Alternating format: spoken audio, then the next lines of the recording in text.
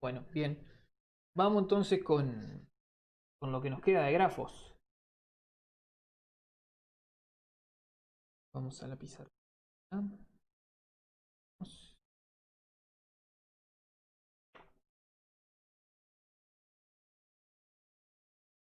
Bueno, ya hablamos bastante sobre grafos. Hablamos de los grafos en general, de los grafos simples. Hablamos de los digrafos. Hablamos de eh, las formas de representar grafos y digrafos con las matrices. Matriz de adyacencia, matriz de incidencia. Eh,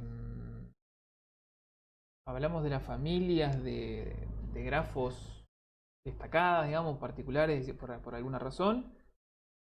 Y hablamos hasta subgrafos y algunas operaciones, digamos, entre grafo, grafo unión, grafo intersección, grafo complemento. Creo que eso fue lo último. Y mal no recuerdo.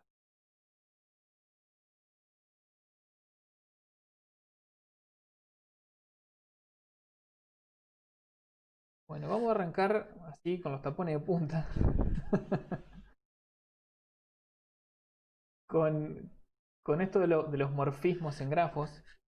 Tiene un nombre bastante peculiar, pero digamos, no es nada del otro mundo. De hecho, llegué muy justo a. Después, cuando les vuelva a subir la presentación, seguramente voy a poner algún meme acá. Solo puse morfismo y no sé, tengo ganas de usar el de Phoebe y Joey, que Phoebe le enseña francés o algo por el estilo. Voy a ver después qué pongo.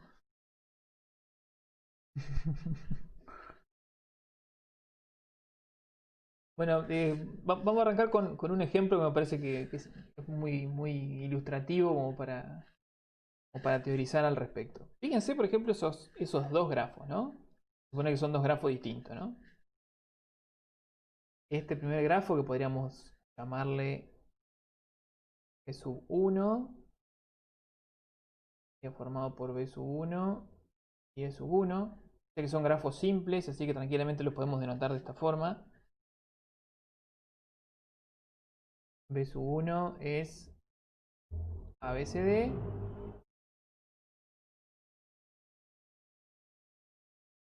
Y E sub 1 es, recuerden que cuando el grafo es simple, el conjunto de las aristas es simplemente los pares de vértices que están conectados o que son adyacentes. ¿Sí? A con B. ¿Sí? Recuerden que los grafos de estos pares son sin orden. Con D.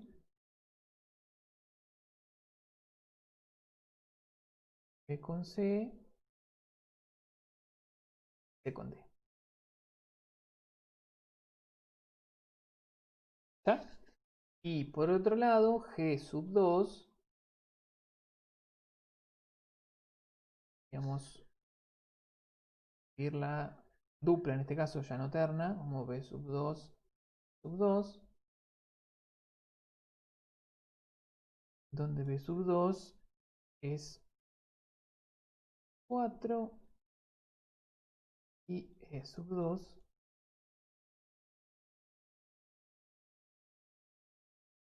están conectados solo 1 con 3, 4, 2 con 3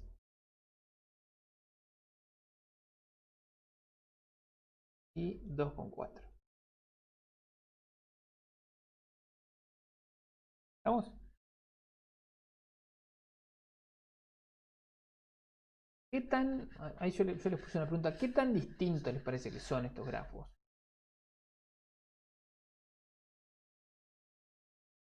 A esto me refiero. Tan distintos.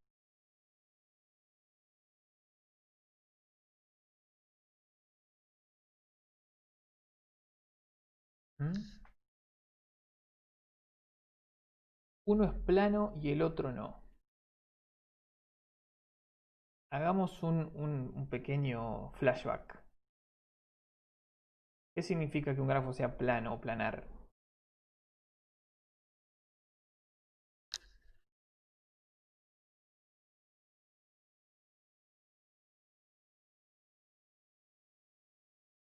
¿Alguien que me auxilie?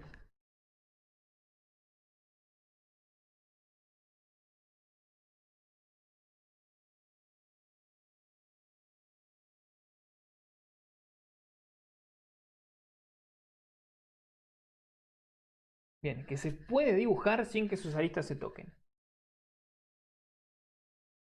Ahí Francisco dio el clavo. Fíjense que si bien el primero, G sub 1, está dibujado de forma planar, o sea, esa es una representación planar de G sub 1, G sub 2 se podría volver a dibujar, se podría redibujar de forma planar. Por ejemplo, este 3 lo podríamos mover hacia este lado, ¿sí? Y fíjense que quedaría una especie de paralelogramo. Y si lo pusiéramos por ahí, quedaría planar. O sea que este G sub 2 sí que es planar. Pasa que no está dibujado de forma planar. O sea, esta no es la representación planar de G sub 2, pero G sub 2 sí que es planar. O sea, no pierde la planaridad, la propiedad de planaridad, por estar dibujado de forma no planar. Ojo con eso.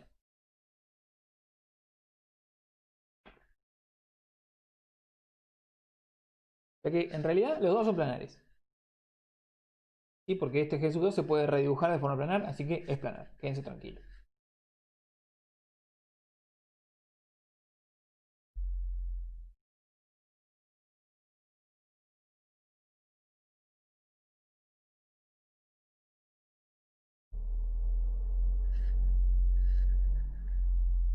Sí, seguimos con la pregunta de qué tan distintos son. ¿Qué les parece a ustedes?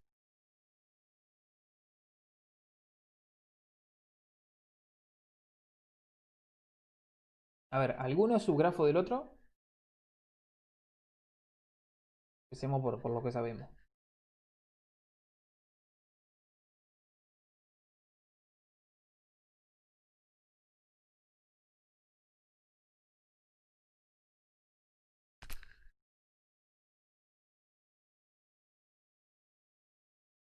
Pero dicen, lo único distinto que tiene son los vértices y la función de las aristas. Bueno, para hacer una terna formada por vértices y aristas, básicamente todo distinto.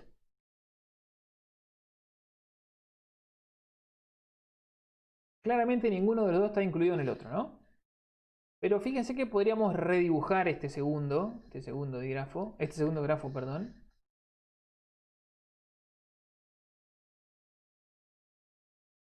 Dejar el 1 acá donde está. Podríamos el 4 dejarlo donde está.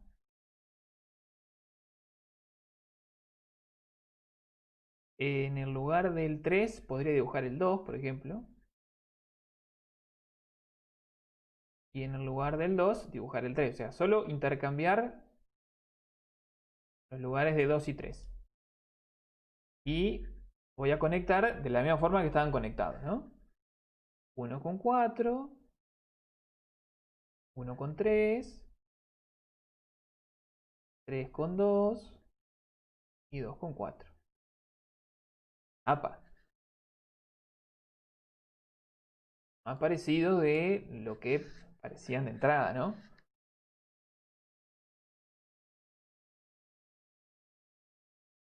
De hecho, si uno quitara las etiquetas de los vértices, serían el mismo grafo. O sea, si nosotros renombráramos, en vez de escribir 1, escribiéramos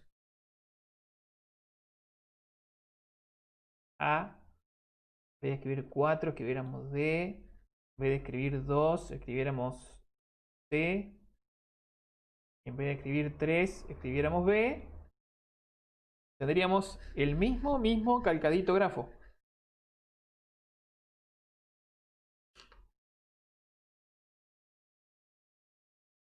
¿Me siguen?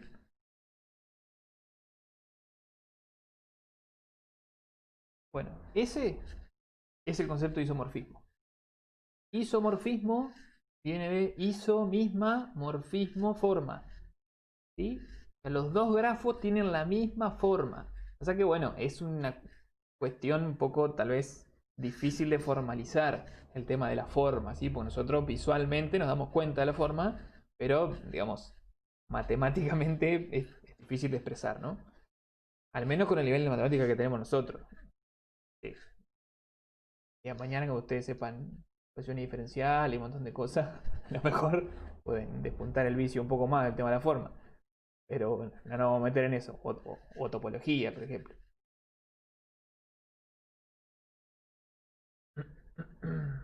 Bien.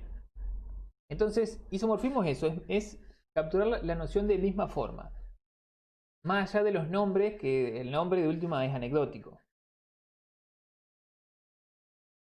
¿Sí? Entonces, ahí está. Podemos ver que ambos grafos tienen la misma forma entre comillas, porque, bueno, por eso que les decía recién. Así que esta noción intuitiva de misma forma se captura con el concepto de isomorfismo. Bueno, ahí van a ver un montón de cosas que no es más que escrito elegantemente lo que acabamos de hacer de forma intuitiva. Fíjense, dos grafos, G1 y G2, con su conjunto de vértices, de arista y función de incidencia. Bueno, en este caso están a nivel general, con grafo general, no con grafo simple. ¿Sí? Dos grafos son isomorfos si y solo si se pueden encontrar asignaciones uno a uno entre los vértices y las aristas de G1 y G2 mediante funciones biyectivas. Esto tal vez todavía no saben qué significa, pero ahora se los explico. ¿Sí? F sub B y F sub B, que van de B1 a B2 y de E1 a E2, o sea, del conjunto de vértices del primer grafo al conjunto de vértices del segundo grafo, y del conjunto de aristas del primer grafo al conjunto de aristas del segundo grafo. ¿Sí? De tal manera de que para toda arista y todo vértice, si la arista E incide sobre el vértice B en el primer grafo, ¿sí?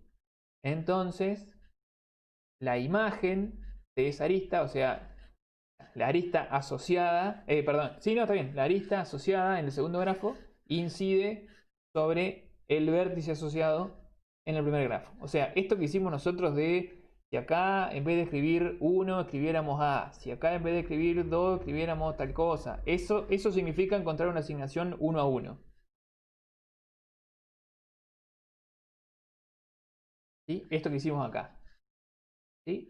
Si en vez de 1 escribo A, si en vez de 2 escribo C, si en vez de 3 escribo B, si en vez de 4 escribo D, tengo el mismo grafo. ¿Sí? Eso es encontrar una asignación 1 a 1. O sea, este vértice del primer grafo, ¿con qué vértice del segundo lo asocio? ¿Sí? Este vértice del primer grafo, ¿con qué vértice del segundo lo asocio? Etcétera. Fíjense que acá al tener un grafo simple, las aristas medio que quedan ahí en la anécdota. ¿Sí? Pero si hubiera aristas paralelas, alguna cosa por el estilo, ahí sería más importante tener en cuenta las aristas. Bien, así que entonces les decía, para toda arista, para todo vértice, se tiene que cumplir esto en un sentido y en el otro. O sea, cualquier arista, cualquier vértice que tome en el primer grafo, ¿sí? Si la arista incide sobre el vértice en el primer grafo, la arista tiene que incidir sobre el vértice también en el segundo grafo, ¿sí? Haciendo ese reemplazo, digamos, con la asignación 1 a 1 que hicimos. ¿Sí? Y viceversa. ¿Sí? Si tomamos las imágenes, ¿sí? O sea, las del segundo grafo, arista y vértice, también se tiene que verificar lo mismo en el primer grafo.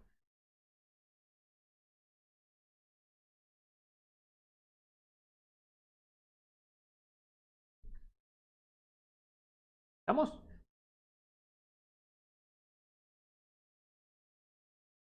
Sé por qué me dejé de escuchar, pero no sé, díganme ustedes si está todo bien, si no, me microcorté de vuelta.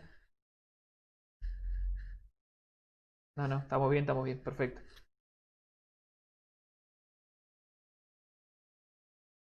De control, sí. El uso de control al eco. Bueno, bien. Es decir, si para toda arista y vértice, siempre que en G1 la arista E incide sobre el vértice B, en G2 la imagen de E incide sobre la imagen de B, y viceversa. Esto parece un trabalengua, pero fíjense que intuitivamente es muy sencillo.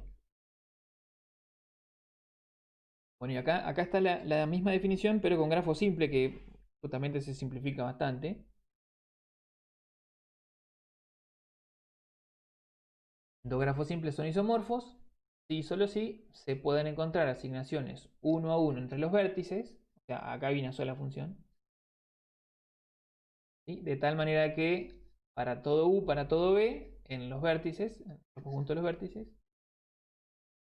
u es adyacente a b en G1, si y solo si f de u es adyacente a f de b en G2. Esta f de u es el vértice del segundo grafo que le asignamos al primero. Ahora vamos a un ejemplo y lo van a entender, pero enseguida. Teníamos entonces este caso nuestro, ¿no? ¿Qué significa encontrar esa asignación uno a uno? Bueno, vamos a tener que tomar los vértices del primer grafo, ABCD, y le vamos a tener que asignar, ¿sí?, algún vértice del otro grafo. Y la asignación tiene que ser uno a uno. ¿Qué quiere decir eso? Que tengo que asignar todos los vértices, ¿sí? Y que esos vértices pueden, a esos vértices les puedo asignar solo uno, ¿sí?, de los vértices del otro grafo.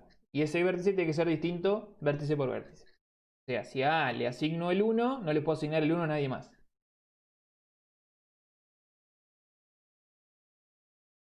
Bueno, a ver, refresqueme la memoria porque yo me había olvidado cómo habíamos hecho. Por acá. A1, B3, C2 y D4.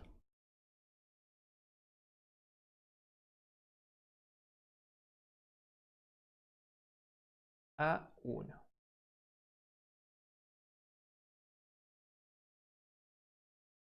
B3, C2 y D4. ¿Cómo se encuentra esta función? Es una gran pregunta.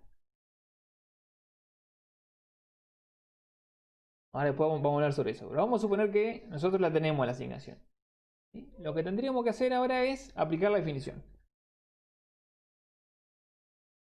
Fíjense lo que dice la definición.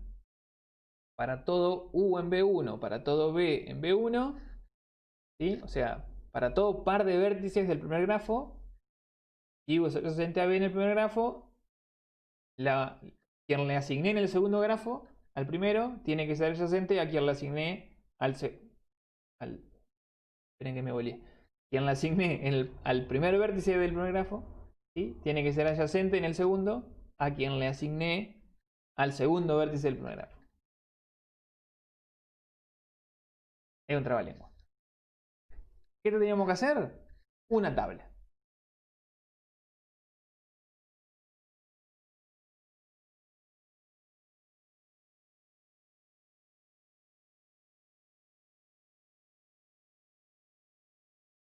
Fíjense que tenemos ni más ni menos que un enunciado universal. Ya que por acá va a estar U, va a estar B. Y acá vamos a poner verdadero o falso en esta columna según U sea adyacente a B o no. ¿Sí? Adyacente lo voy a poner.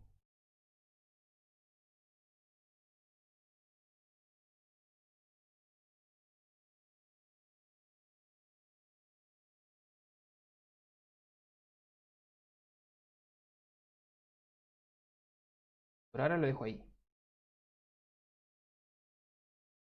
¿Qué tenemos que hacer acá? Simplemente empezar a chequear del primer grafo, ¿sí?, A con A. Bueno, en este caso grafo simple, sí que A con A no va a estar. Vamos directamente a B, a C,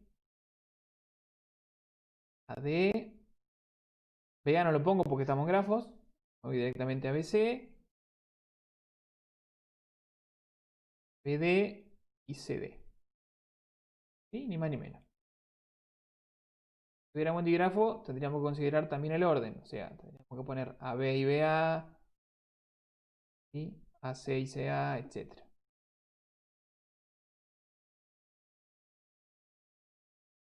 Bien. En el primer, esta primera parte es en G1. en G sub 1, en este. ¿Sí? Este es G sub 1 y este es G sub 2. Bien. A, B. ¿Son adyacentes? Sí, verdadero. A, C son adyacentes? No, falso. A con D son adyacentes, verdadero. BC adyacente, verdadero. BD adyacente, falso. Y CD adyacente, verdadero. ¿Estamos bien hasta ahí? Ahí no hay nada de magia negra, ni una cosa rara. Bien, ¿qué vamos a hacer entonces ahora? Vamos a poner f de u, f de b, y vamos a chequear que efectivamente en el segundo grafo se conserve la adyacencia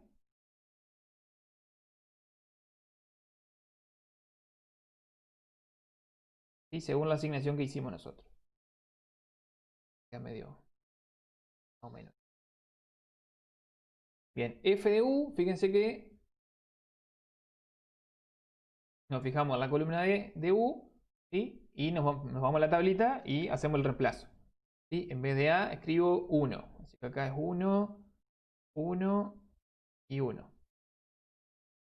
En B, donde dice B, escribo 3. 3, 3. Y donde dice C, escribo 2. ¿Sí? Y acá hago lo mismo. Escribo 3. Acá escribo 2. Acá escribo 4. Acá escribo 2, 4 y 4. Corríjanme cualquier cosa si le erré, pero creo que estamos bien. Bueno, y acá de vuelta vamos a probar si en el segundo grafo ahora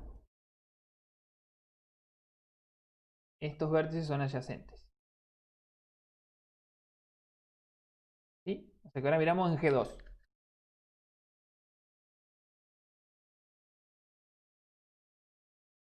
1 con 3 son adyacentes. Sí, son adyacentes, verdadero. 1 con 2, no, falso. 1 con 4, sí, verdadero. Bueno, y vamos a ponerlo. 3 con 2, también, verdadero. 3 con 4, no, falso. 2 con 4, verdadero. ¿Sí? Y lo que tendríamos que hacer es simplemente el bicondicional ahora. ¿Sí? Si hacemos el bicondicional, fíjense que tenemos siempre, en cada fila tenemos los mismos valores de verdad, así que tendríamos una tautología, entre comillas, ¿no? ¿Sí? O sea, se cumple la definición de isomorfismo. ¿Sí? Siempre que U es adyacente a B en el primer grafo, U es adyacente a B en el segundo grafo. ¿Sí? Y viceversa.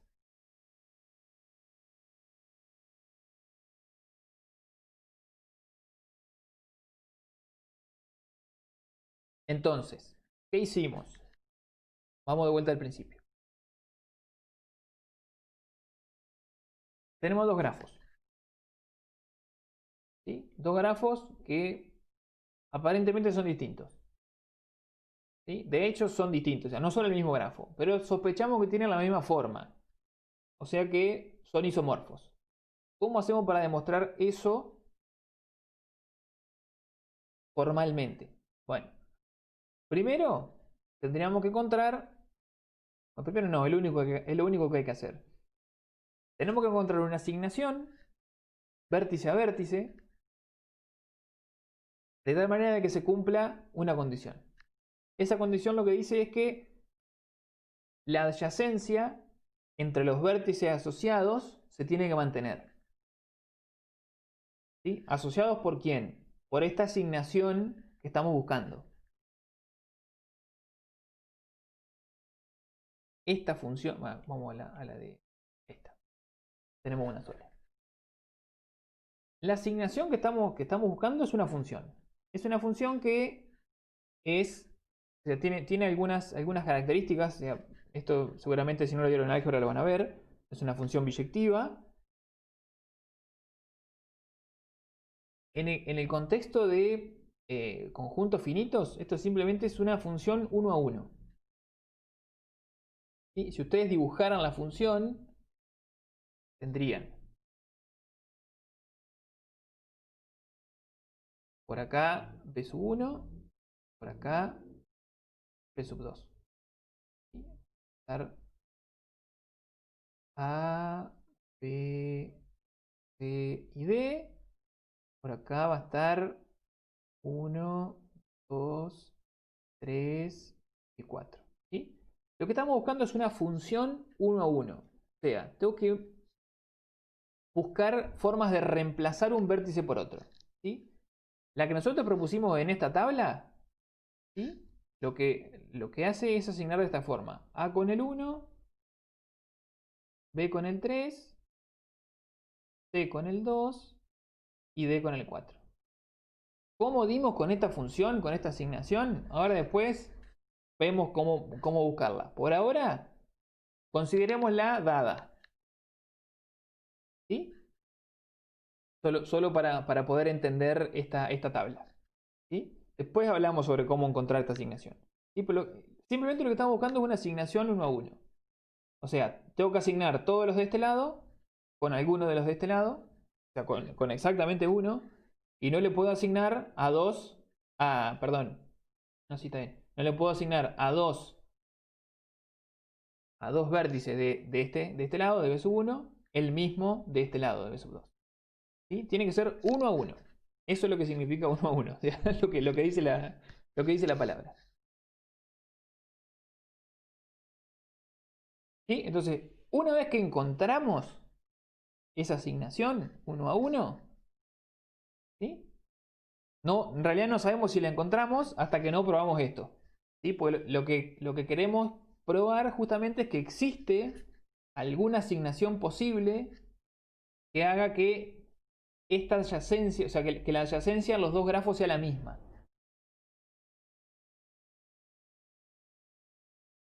¿Cómo lo hago eso? Bueno, fíjense que no es más que un enunciado en lógica de primer orden. Así que para demostrar que esto es verdadero, lo que tendría que hacer es probarlo exhaustivamente. ¿Sí? Porque acuérdense que los grafos están definidos sobre conjuntos finitos. Al menos así lo definimos nosotros. ¿Sí?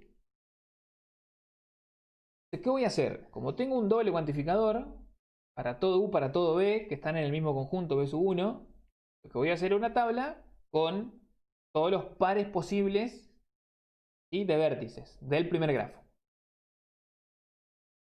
Entonces tengo A con B, A con C, A con D, etc. ¿Sí? Los listo todos los pares sin orden posibles. Me fijo fila por fila eh, que no, si esos vértices son adyacentes entre sí. O sea, si A es adyacente a B, si A es adyacente a C, si A es adyacente a D, etc. ¿Sí? Se supone que si los grafos son isomorfos, se define que si los grafos son isomorfos, entonces cuando yo reemplazo, ¿sí?, según esta asignación que yo busqué o que yo encontré, ¿sí?, cuando yo reemplazo, las adyacencias son las mismas en el otro grafo. Entonces fíjense que acá no tenemos otra cosa que todos los pares posibles, ¿sí?, de vértices, pero en el segundo grafo. ¿Sí? Tal vez están un poquito desordenados, entre comillas, porque la asignación no es A1, B2, C3, D4. ¿Sí? Sería demasiado trivial, digamos, partir de un ejemplo así. Lo único que hice fue intercambiar acá, porque en vez de que el B sea el 2, que el B sea el 3 y que el C sea el 2 en vez del 3.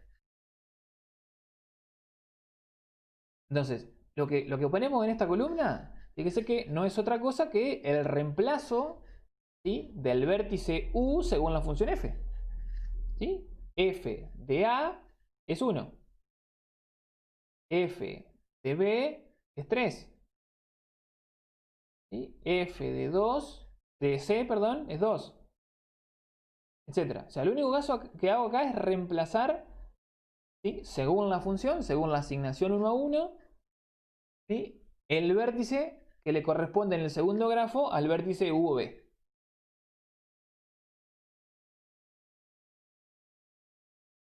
Y después lo único que hago es chequear si esos vértices son adyacentes.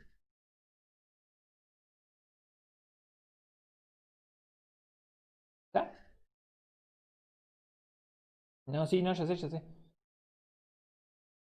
Me está apuntando Gio que no se ve con el, que no se ve el cursor. Es capaz que tendría que cambiarlo de OBS eso. Bueno, bien. Entonces, ¿por qué hago eso? Porque la definición me está pidiendo que lo haga.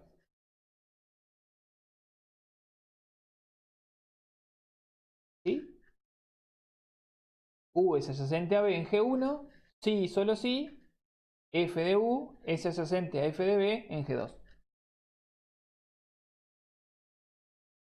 ¿Sí? Esta f de U no es más que reemplazar el vértice que yo le asigné a U, ¿sí? Que está en el primer grafo, en el segundo grafo.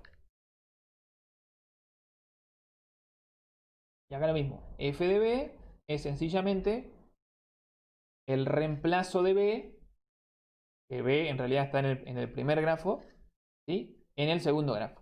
Fíjense que B va de B1 a B2.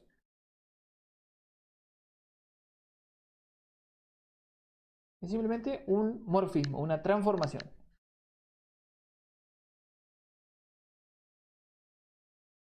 Fíjense que en este caso, obviamente los primeros casos siempre son felices. Cuando hacemos el bicondicional y sobre la adyacencia nos da perfecto. ¿Sí? Nos da que se cumple para todo V. ¿Sí? Porque AB es adyacente en el primer grafo y 1, 3 es adyacente en el segundo. AC no son adyacentes en el primer grafo y 1, 2 tampoco son adyacentes en el segundo. AD es adyacente en el primer grafo y 1, 4 también es adyacente en el segundo grafo, etcétera, etcétera. ¿Sí? Lo probamos así de forma exhaustiva para todos. Y no hay otra forma. Créanme que no hay otra forma. Y el día que haya otra forma, rompemos todo el paradigma de computación actual.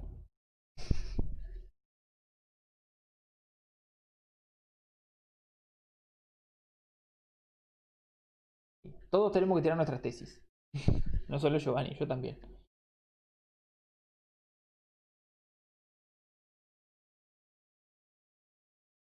Bueno, ¿está? Pero fíjense que esto es una forma medio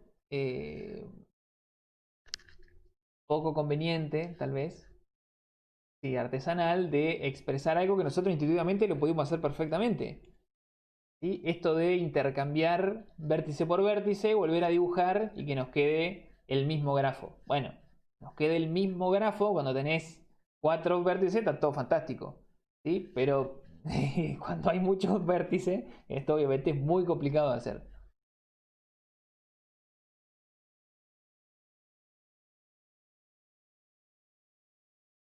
Bien. Y está bien que sea difícil y que lo vean difícil porque es difícil. De hecho, una computadora no puede hacer esto en un tiempo razonable.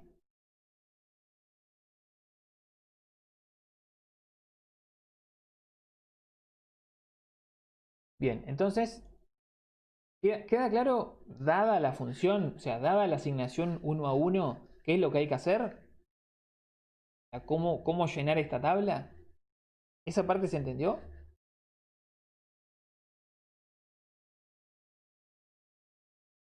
Si ustedes me dicen, yo me voy a tomar un mate porque me quedé con la boca seca.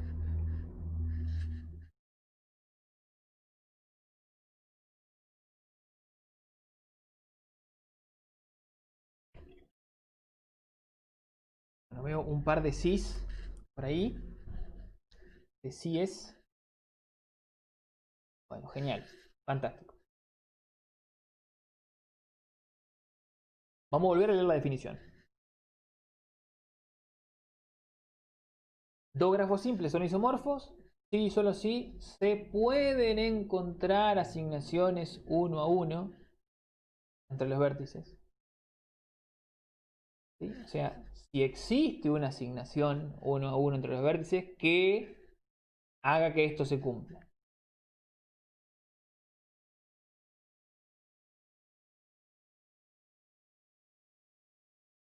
qué comentario les surge leyendo esa parte?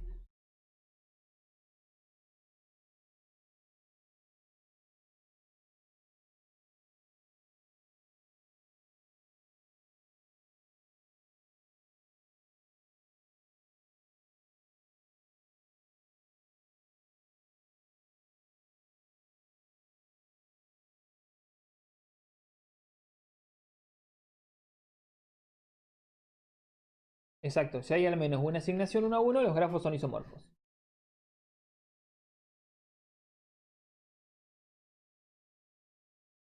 Solo no son isomorfos cuando no hay ninguna asignación posible. O sea, de cierta forma, esta definición lo que nos está, o sea, está cuantificando, en vez de elementos, está cuantificando funciones. Explosion.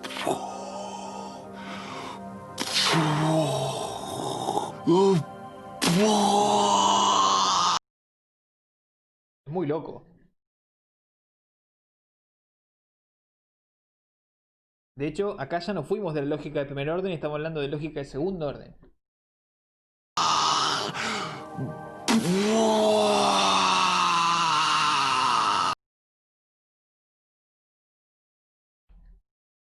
Estamos cuantificando predicados en realidad. Eso es lógica de segundo orden.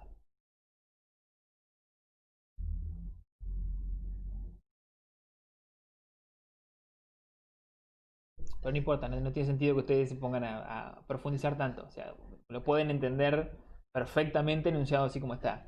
Si se pueden encontrar la asignación, fantástico, son isomorfos. Con que encuentren una ya está.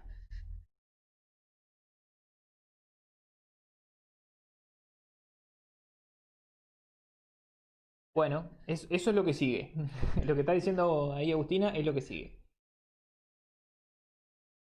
¿Les parece que habrá pocas o habrá muchas asignaciones posibles?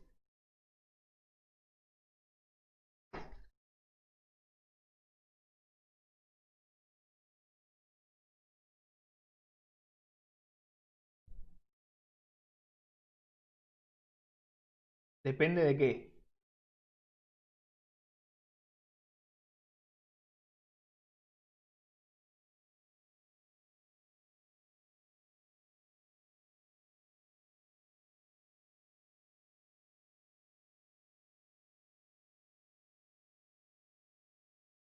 A ver, vamos a hacer un análisis estilo algorítmico. No importa que ustedes todavía no van a entender a qué me refiero. Vamos a suponer que somos la persona con más mala suerte del mundo, del universo, desafiando todo tipo de leyes de la probabilidad, y nosotros siempre encontramos la asignación, ¿sí?, con el último intento. O sea, estamos hablando de evaluar el peor caso posible. Vamos a suponer que probamos, vamos a suponer que siempre hay una asignación que da, ¿sí?, y nosotros las probamos todas, ¿sí?, hasta que llegamos a la última, que es la que sí da. ¿Sí? ¿Cuántas pruebas tendría que hacer? ¿Muchas o pocas? Vamos a suponer que estamos hablando de grafos simples. O sea, las aristas olvídense.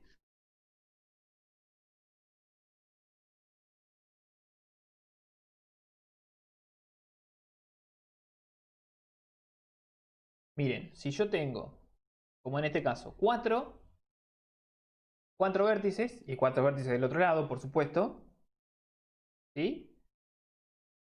Al primer vértice yo le podría asignar cualquiera de estos cuatro.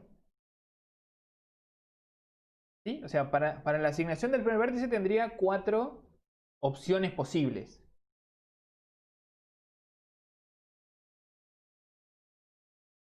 Una vez que asigné el primero, me voy al segundo.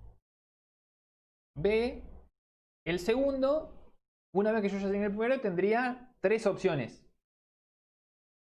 ¿Sí? O sea, por cada una de las asignaciones de A tendría tres opciones posibles. O sea, las tres que sobran, ¿sí?, sacando la que ya asigné de A. O sea que ahí ya tenemos 4 por 3, 12. Después, para C lo mismo. En esas 12 asignaciones entre A y B, ¿sí?, para C tendría para elegir dos opciones nada más. ¿sí? O sea, 12 por 2, 24.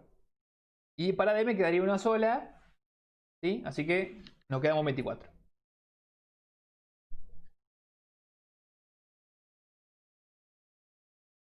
Y yo sé que solo para 4 ya nos fuimos a 24. Se nos dispara bastante rápido.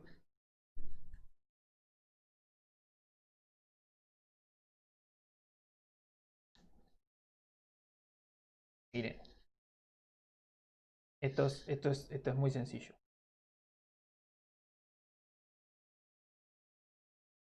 Yo lo que tengo que hacer es decir, para A, B, C y D, ¿cuál de los vértices del otro lado le asigno?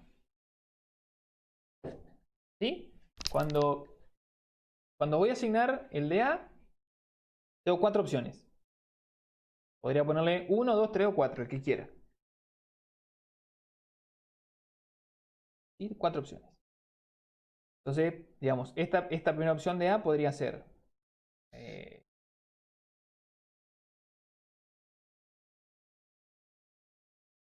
1, 2, 3 o 4. ¿Sí? Esta sería la asignación de A. Después, cuando tengo que asignar a B, ¿sí? Me van a quedar 3 opciones. ¿Sí? Sacándole que ya asigné de A, voy a tener 3 opciones. Ahora, para A tenía 4 opciones. O sea que por cada una de las opciones de A, tengo 3 opciones posibles para B. O sea, si yo elegí para A1, a B le podría poner 2, 3 o 4.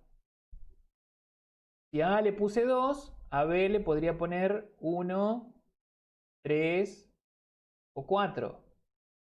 Si a A le puse 3, a B le podría poner 1, 2 o 4.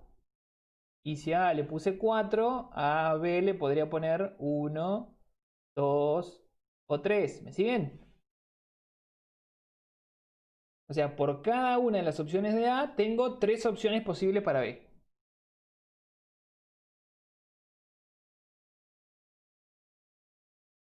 ¿Sí? Ahora, ahí no terminé. Tendría que asignarle a C y a D. ¿Sí? Para C, ¿qué podría ser? Yo estoy parado acá, quiere decir que a A le asigné 1 y a B le asigné 2. ¿Sí? Me quedan 2 opciones para C. 3 o 4. Si estoy parado acá, tengo 2 opciones para C. 2 o 4. Si estoy parado acá, 2 o 3. Si estoy parado acá, 3 o 4, etc. ¿Sí? O sea, esto es 4 por 3 por 2 por 1, que es 24. Hay 24 opciones. Si quieren, enumérenlas y chau. Van a ver que da 24. No, no, yo sé que no soy el puntero, no estaba apuntando nada.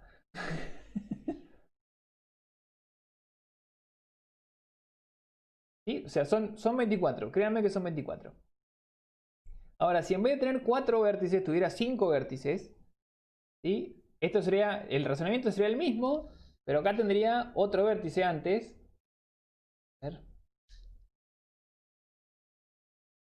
A ver que acá teníamos a E. Empezábamos por E porque se nos cantó. Y tenía 5 opciones. 5 por 4 por 3 por 2 por 1, estos serían 120. Exacto, la cantidad de opciones es factorial de n. Lo que pasa es que no hemos visto factorial. A lo mejor alguno todavía no sabe qué es eso del factorial.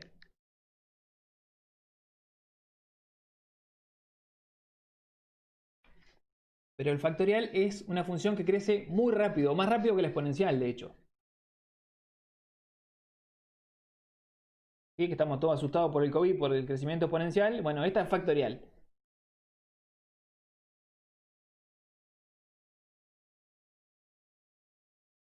¿Está? O sea, uno podría agregarle adelante la cantidad de vértices que quiera y puede ir sacando de forma recursiva la cantidad de opciones que tiene.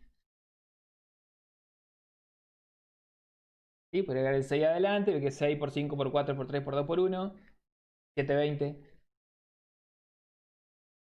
Podría multiplicar eso por 7, eso por 8, eso por 9, etc. O sea, la cantidad de asignaciones uno a uno posible es estratosférica, le diría astronómica, no estratosférica, astronómica. ¿Está? Entonces es muy difícil demostrar exhaustivamente que dos grafos no son isomorfos. Porque para demostrar que no son isomorfos tendría que probar con todas las asignaciones posibles y decir, mirá, las probé todas, no son isomorfos. ¿Me siguen?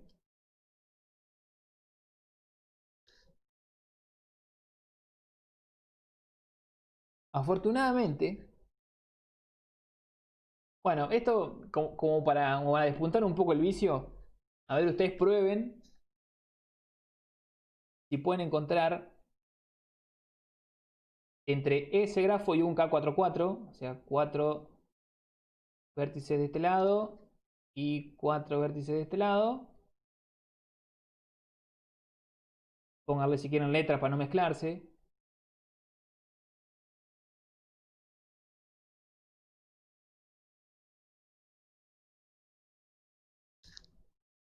¿Sí? Un K44 completo.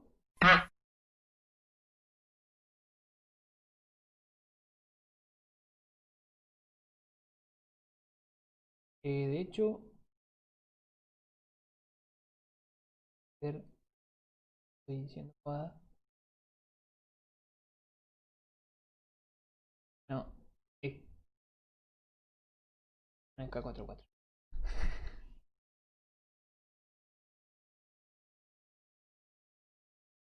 A ver cuál K es. ¿K33? No, 43. 43. No, tampoco.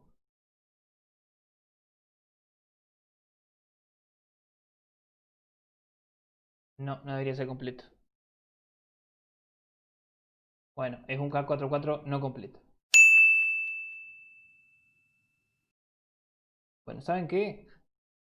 Nos tomamos un recreito después de semejante eh, locura de explicación.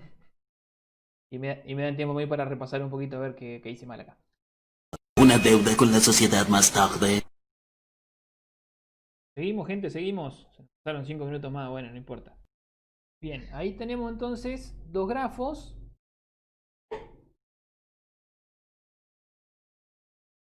Eh, bueno, el primero que está en el slide, el otro que dibujé yo, es un K44, pero no es completo. Sé que le falta una arista a cada uno.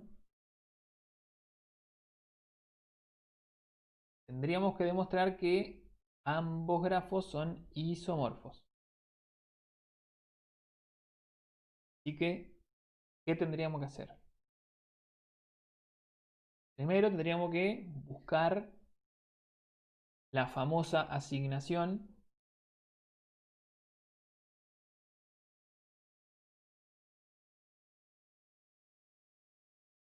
Me detuve porque estoy leyendo el chat. Ahí Pablo dio con algo muy interesante que no es del todo correcto, pero no deja de ser interesante. Fíjense.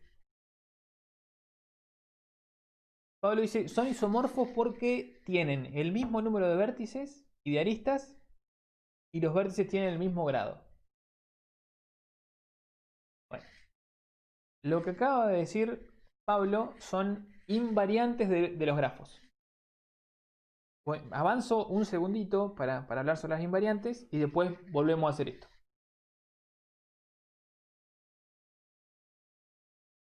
Les decía entonces que demostrado que dos grafos son isomorfos se reduce a encontrar la asignación uno a uno y chequear que las adyacencias o incidencias se conservan, ¿no?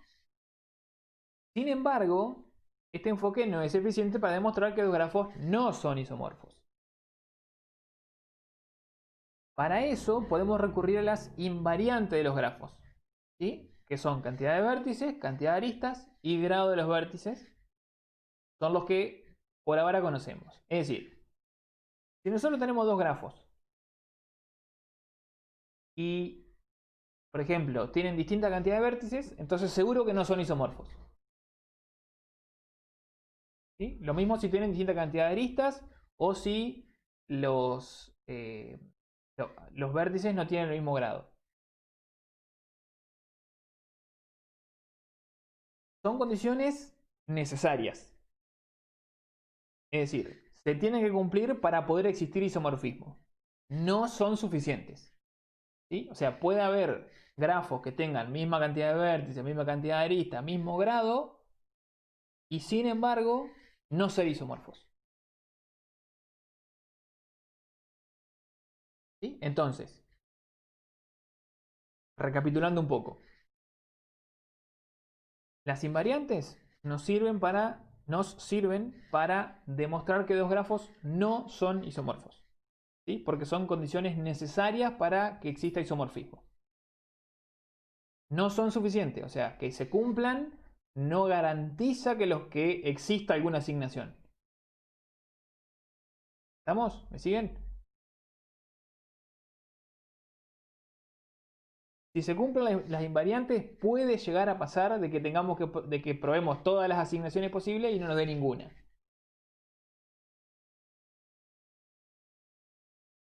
Bueno, en este caso igual quédense tranquilo, en este caso da.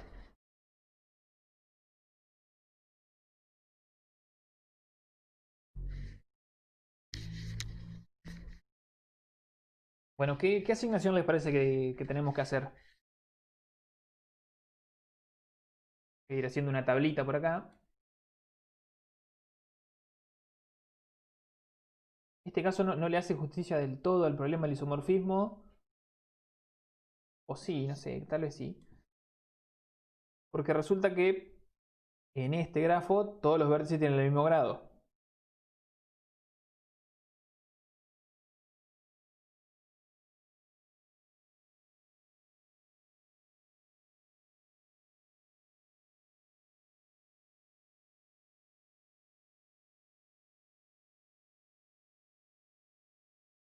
Voy a hacer la tablita de la asignación acá, al medio. Ahora se ve el cursor, ¿no?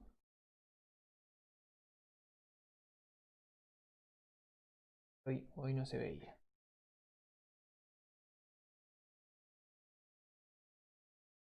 Voy a poner B y F de B. Bueno, hay por ahí unas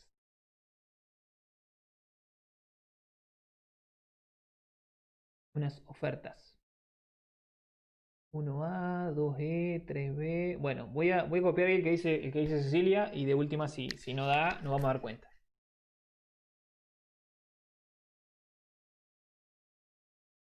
1 con A.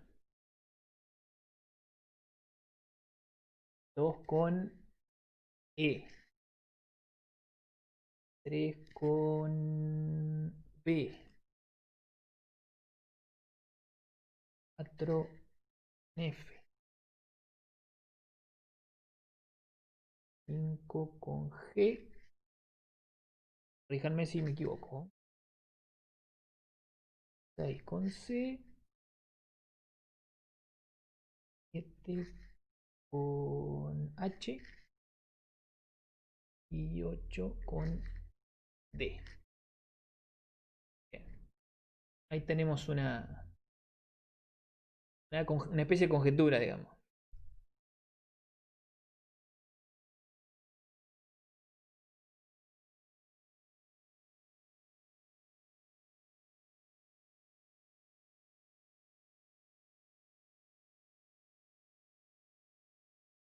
Muy bien. Voy poniendo por acá UIB.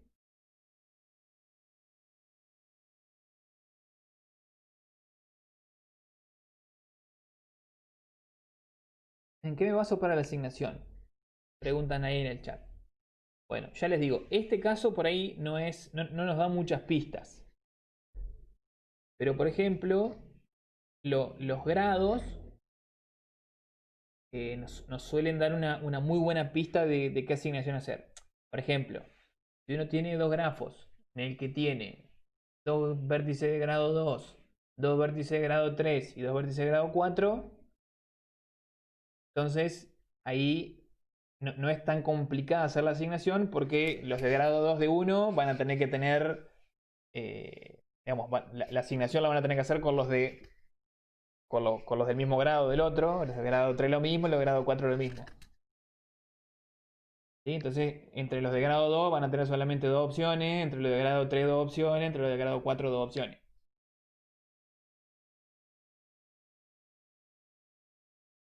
En este caso, como son todos de grado 3, y ahí podemos hacer cualquiera con cualquiera.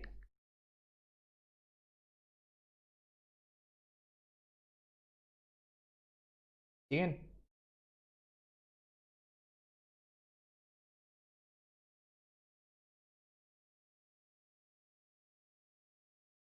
Le voy a poner si son adyacentes.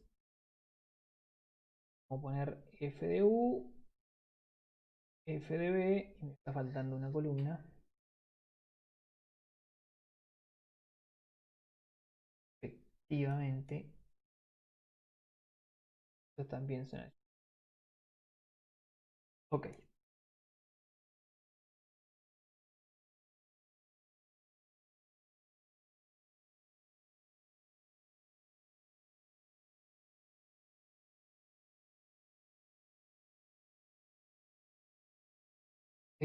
Probá, Gonzalo.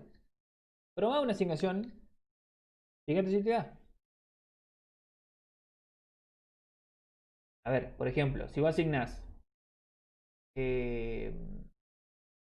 1, a 1 le asignas A y a 2 le asignas B, por ejemplo,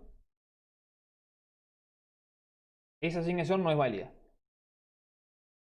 ¿Por qué? Porque 1, 2 son adyacentes en el grafo 1, pero A, B no son adyacentes en el grafo 2. Ahí tenés una especie de disidencia. Entonces, ahí no se cumple la definición de isomorfismo.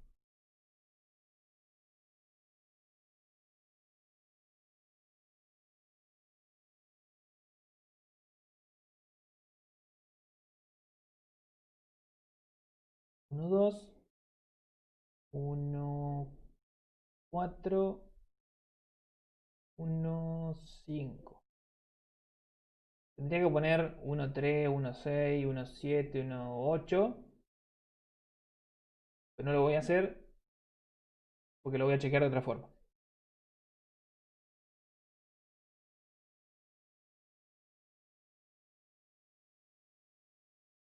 2 con 3, 2 con 6.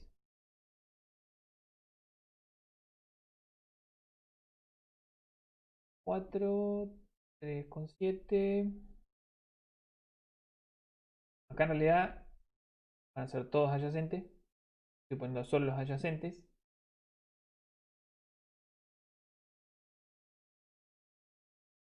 Ahora les explico por qué estoy poniendo solo los adyacentes.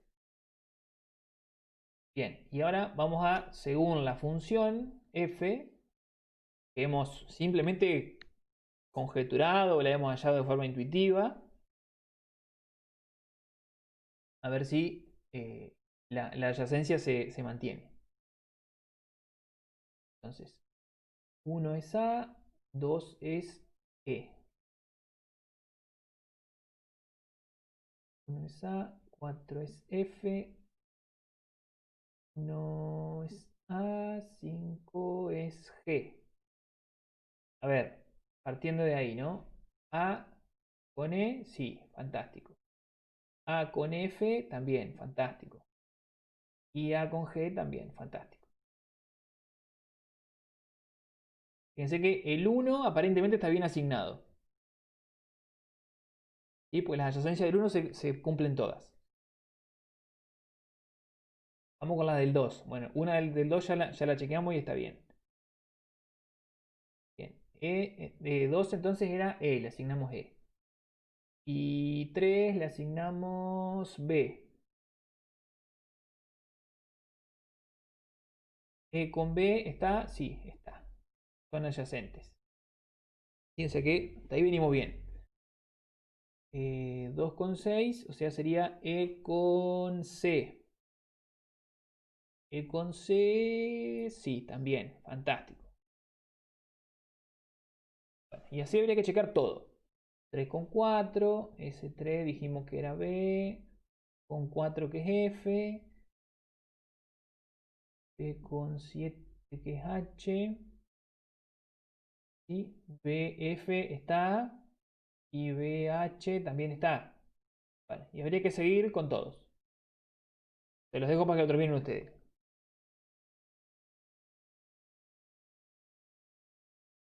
¿Por qué pongo solo los adyacentes? Si tienen la misma cantidad de aristas, la misma cantidad de vértices y el mismo grado, entonces chequeando solo los adyacentes en algún lado me voy a encontrar con una inconsistencia. Si es que la asignación no está bien hallada, o sea, no está bien planteada.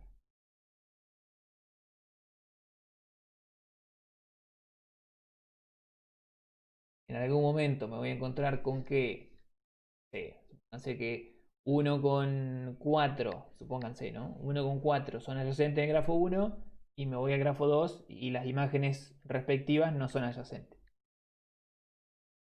¿Sí? Si se cumplen las invariantes, entonces uno puede chequear solo la adyacencia y estar seguro de que si hay algún problema lo va a encontrar.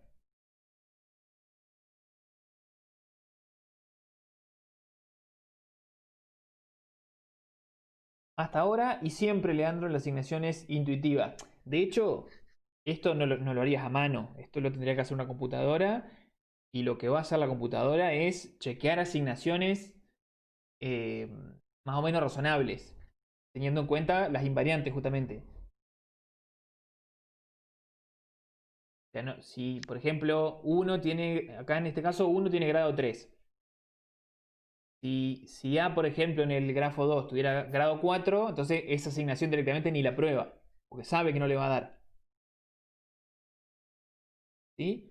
Por eso, una pista, digamos, te la dan las invariantes.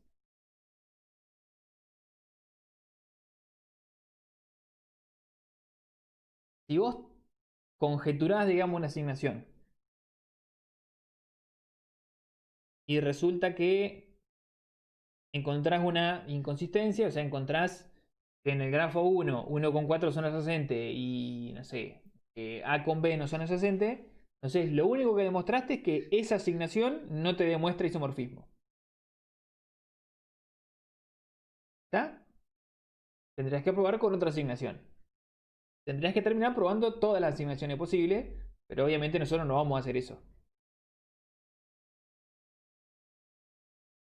Y si aparece isomorfismo en el parcial, les vamos a dar algo razonable de hacer, que no tengan que probar 700 millones de asignaciones, porque no es la idea es de que ustedes demuestren que saben isomorfismo, nada más. No es que... sí. No quiero usar ningún adjetivo porque se me ocurren pura guarangada.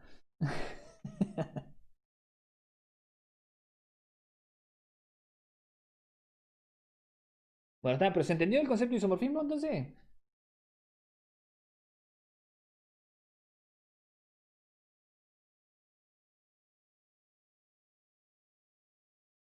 Depende del grafo, Marcos. Depende del grafo porque, ya te digo, o sea, hay asignaciones que vos no vas a hacer porque no son razonables. En este caso, porque, bueno, tenemos 8 y todos tienen grado 3, pero si hubiera grados distintos, vos no le vas a poner a uno una imagen en el grafo 2 que tiene un grado distinto que uno en el grafo 1. No tiene sentido probar con algo así porque sabés que no te va a dar. ¿Sí? Lo mismo que si te piden, demuestre que estos dos grafos son isomorfos. Y el primer grafo tiene 4 nodos y el segundo tiene 5. Y no hay forma de encontrar una asignación uno a uno ahí porque tiene distinto número de elementos. Bien. Lo mismo si tiene distinta cantidad de aristas, lo mismo que si hay distinto número de vértices del mismo grado. O sea, ya les digo, depende siempre del grafo la cantidad de asignaciones posibles, razonables que tengan. Bueno, ¿está? Muy bien. Esto termínalo y lo chequeamos la clase que viene.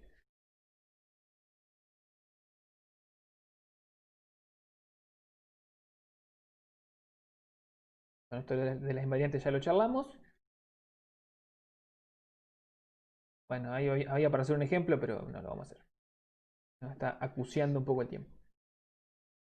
Bueno, vamos a hablar de los caminos en los grafos. Veo que hoy no voy a terminar con todo lo que quería, pero bueno, no importa. Estaba más o menos en los planes. Isomorfismo no es moco de pavo. Homomorfismo y teorema de Kuratowski el año que viene.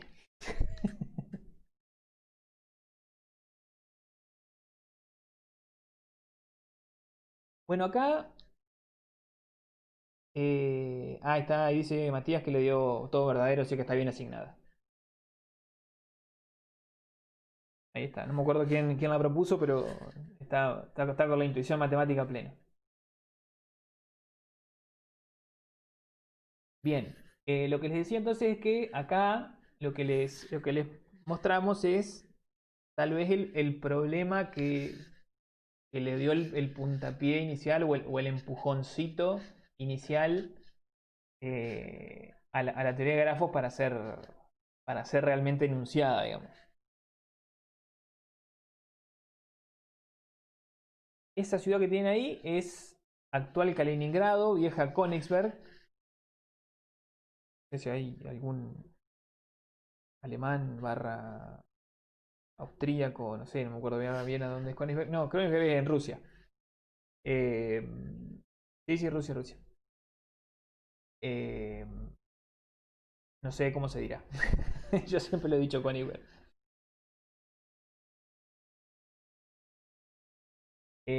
Resulta que había como una especie de leyenda urbana, digamos, entre los habitantes de Königsberg. Era una ciudad muy, muy pintoresca porque es justamente eso que les estamos mostrando ahí. Tenía puentes. Y entonces muchos se preguntaban si se podía hacer partiendo de algún lado, no importando dónde, si se podían recorrer todos esos puentes sin repetir ninguno y volver al mismo lugar del que salieron, ¿no? Entonces, bueno, este problema, digamos, tan fácil de enunciar, digamos, captó la atención de Euler, y bueno, fue uno de los que arrancó con la teoría de grafos y demostró finalmente que no se puede recorrer todos los puentes de Königsberg sin repetir ninguno, volver al mismo lugar. Así que acá estamos en la piedra fundacional, digamos, de la teoría de grafos. Este sería una representación del grafo de los puentes de Königsberg. Así que C tiene grado 5, B tiene grado 3, D también y A también. 3 grados, 3 nodos de grado 3 y un vértice de grado 5. Fíjense que C sería esta parte del medio. Y que tiene grado 5, 1, 2, 3, 4, 5. A podría ser este, B podría ser este y D podría ser este. ¿Sí? Grado 3 y grado 3.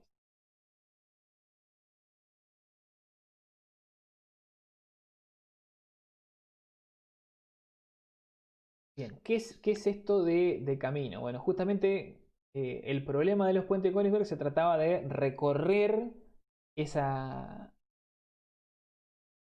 esos puentes, ¿sí? O sea, yendo de tierra firme a tierra firme. ¿Sí? Esa tierra firme son los nodos del grafo, son los vértices, y los puentes son las aristas. Entonces, esto se trata de encontrar una especie de secuencia de recorrido de esos puentes, de manera de que arranquemos en un lado, de algún lado, y podamos recorrerlos todos y podamos volver al mismo lugar, ¿sí? Sin saltar, por ejemplo, un canal, ¿sí? Siempre usando solo los puentes.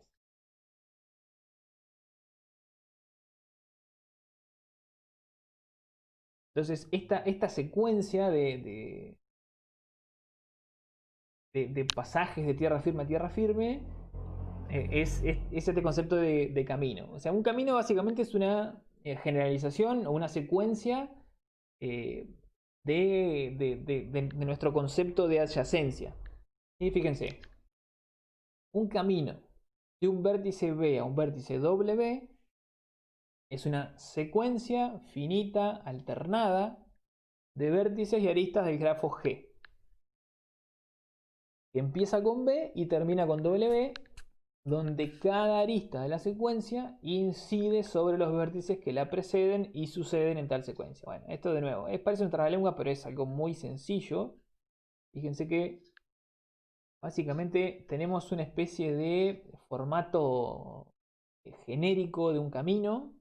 Y fíjense, vértice arista, vértice arista, vértice arista, vértice arista, vértice. ¿Sí? O sea, un camino es una secuencia de este tipo, o sea, una secuencia finita, ¿sí? Porque termina alternada, porque es vértice arista, vértice arista, vértice arista, ¿sí? De vértices y aristas. De tal manera de que cualquier arista que yo tome, ¿sí? Incide sobre los vértices a izquierda y derecha, ¿sí? Inmediata de esa arista. En este caso, por ejemplo, hay que ponerle nombre a esas aristas.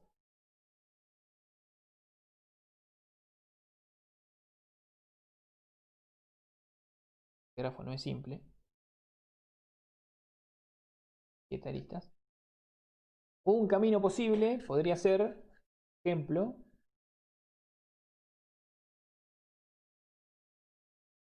A3B. ¿Sí? Es una secuencia finita, alternada, de vértices y aristas, donde cada arista, en este caso tenemos una sola, incide sobre los vértices a izquierda y derecha. Otro camino podría ser A3B, 2C, ejemplo. ¿Sí? Fíjense, de nuevo, una secuencia finita, alternada, de vértices y aristas, donde cada arista, 3 incide sobre A y sobre B. Tenemos ahí. 2 incide sobre B y sobre C. ¿Sí? ¿Me siguen? Estos dos son caminos.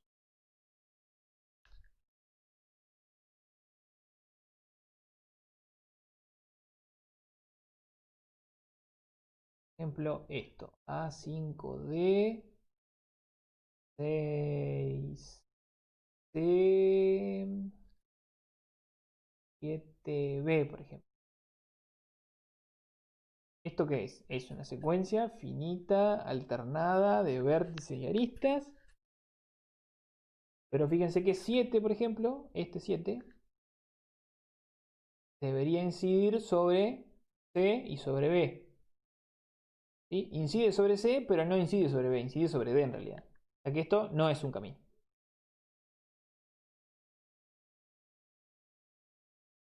¿Ah?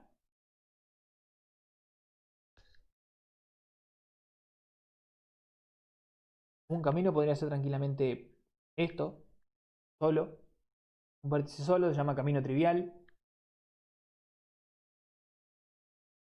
Y de hecho, hablando de caminos, podríamos, grafo, ¿no? Hacer C1, B1, C. Tranquilamente podríamos hacer eso. Siempre hablando de camino, ¿no? O sea, nada nos lo impide en la definición de camino. Podríamos usar la misma arista más de una vez, podríamos usar el mismo vértice más de una vez, no habría problema. ¿Sí? En ningún momento dice que tengan que ser distintos. Y como terminología adicional, se dice que un camino cualquiera, ¿sí? O sea, cualquier camino, hablando de un camino genérico, el camino visita los vértices que pertenecen a ese camino y recorre las aristas que pertenecen a ese camino. Fíjense que es un concepto muy intuitivo. De hecho, creo que esta forma es bastante simple, digamos, no reviste mayor dificultad. Pero además de esta definición genérica, que no es del todo rigurosa, digamos, lo vamos a definir de forma recursiva los caminos. O inductiva más que recursiva. ¿La definición común se entendió?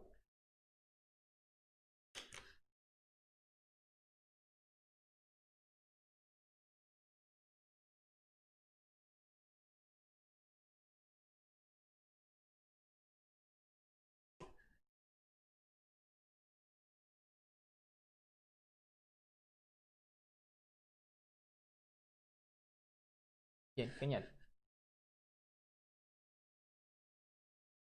Vamos con la inductiva.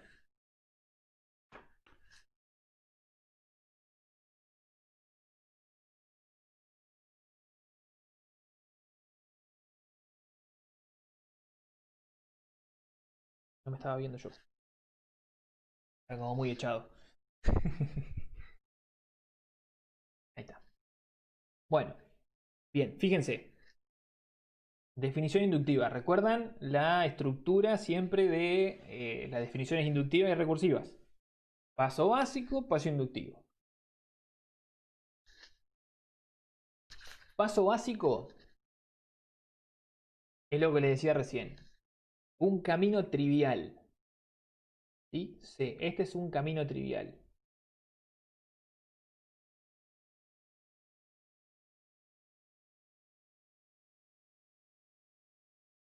Bueno, el camino trivial es nuestro paso básico. ¿Sí?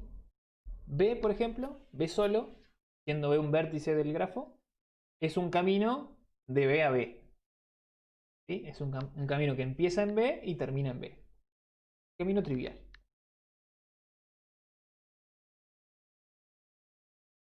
Sería el camino más sencillo que se nos puede ocurrir, el más chiquitito de todos. Miremos ahora el paso inductivo. Si A es un camino del vértice A sub I al vértice A sub F, o sea, yo con esta anotación quise decir A sub I es el inicio del camino y A sub F es el final del camino. ¿Sí? A eso responde la anotación. Entonces, si A es un camino de A sub I a A sub F. Y B es un camino de B sub I a B sub F, lo mismo. O sea, un camino que empieza en B sub I y termina en B sub F. Y E es una arista del grafo, tal que phi sub E, o sea, la función de incidencia del grafo, le asigna a E el vértice final del primer camino y el inicial del segundo camino. O sea, E incide sobre el final del primer camino y el inicio del segundo camino. ¿Sí? Entonces, A, E, B también es un camino, ¿sí? Pero de A sub I a B sub F. Es decir, si yo tengo un camino, por ejemplo, acá.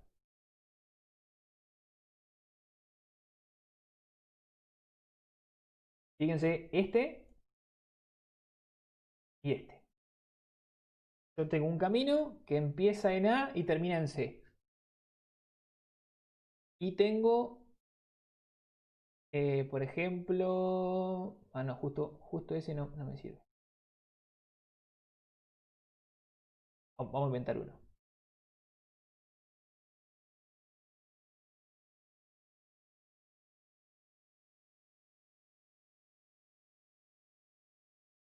Ah, le saqué los... No borremos tanto.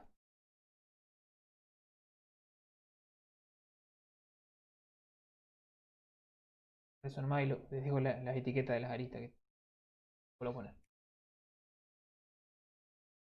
Bien, vamos a suponer, por ejemplo, un camino A3B1C y vamos a suponer otro camino D5A y listo, ya está. Dejamos. Dos caminos, ¿sí? Uno va de A hasta C y otro va de D hasta A. ¿Sí? Fíjense que tenemos una arista que incide sobre el final del primer camino y el inicio del segundo camino. ¿Sí? Entre C y D tenemos, por ejemplo, para elegir 6 o 7. Vamos a suponer que elegimos 6. ¿Sí? Con que este sería nuestro camino A, este sería nuestro camino B y nuestra E es 6. ¿Sí? Fíjense que phi de 6, ¿qué es? ¿Sobre qué aristas incide 6? C y sobre D. ¿Sí? Teniendo estos tres componentes, podemos formar un nuevo camino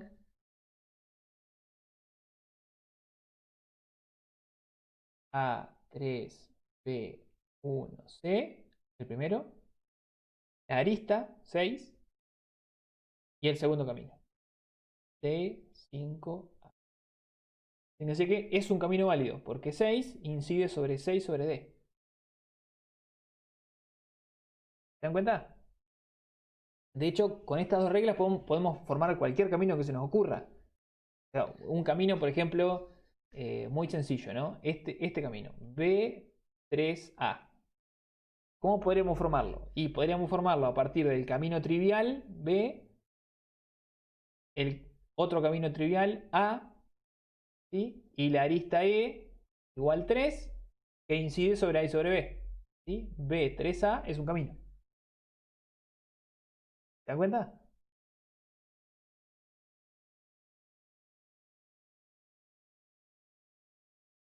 Entonces, así, con esta definición inductiva, podemos definir tranquilamente cualquier tipo de camino sobre un grafo.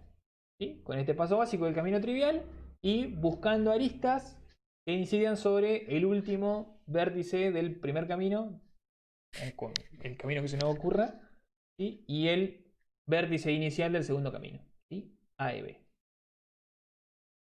¿Estamos? ¿Se entendió la definición inductiva?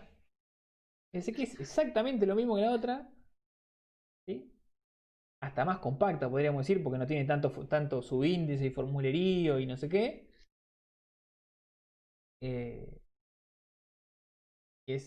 A mí me parece al menos muy sencillo.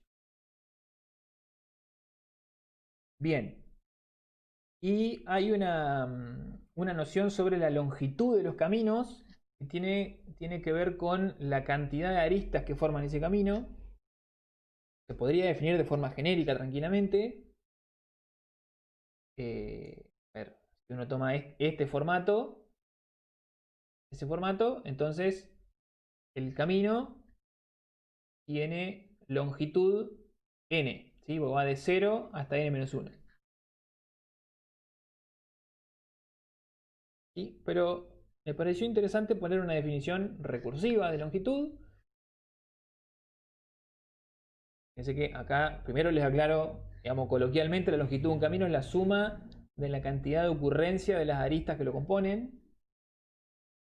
O sea, no es que la arista, si aparece más de una vez en el camino, cuenta una sola vez, cuenta todas las veces que aparezca.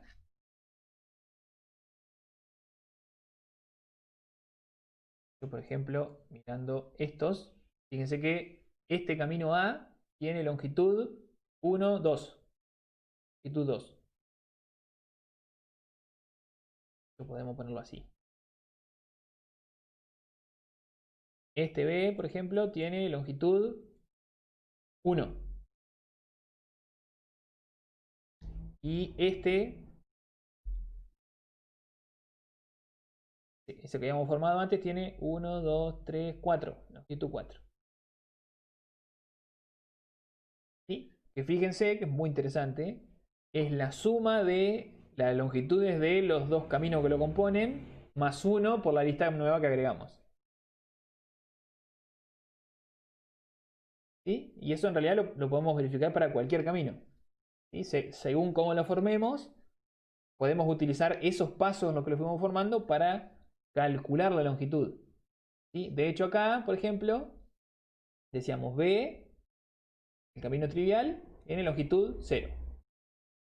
A, otro camino trivial, longitud 0. Formamos B3A. ¿Sí? Un nuevo camino. ¿Qué longitud tiene? Y tiene 1 por el 3 más la longitud de los caminos que lo componen. 0, 0. 0 más 0. O sea, 1. ¿Se dan cuenta? Bueno, eso es lo que dice la definición acá recursiva de la longitud. La longitud de un camino trivial es 0.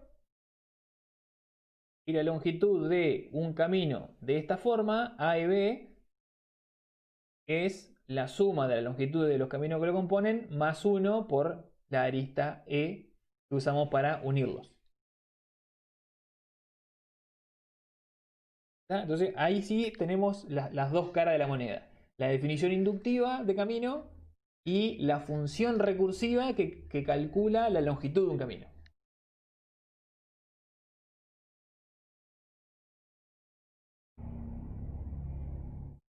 ¿Estamos? ¿Entendió?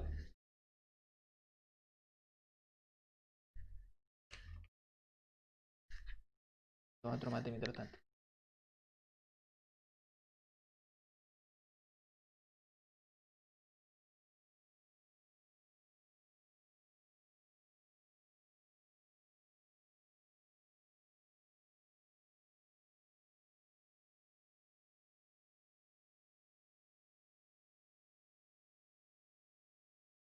¿Cómo sigo, perdón?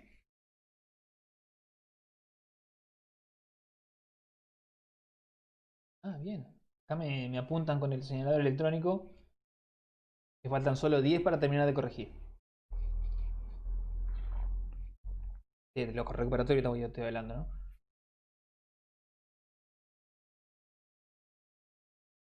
A ver si alguno se durmió, ahí se despierta. Bueno, hay una pregunta interesante ahí en el chat. Preguntan si hay caminos en digrafos.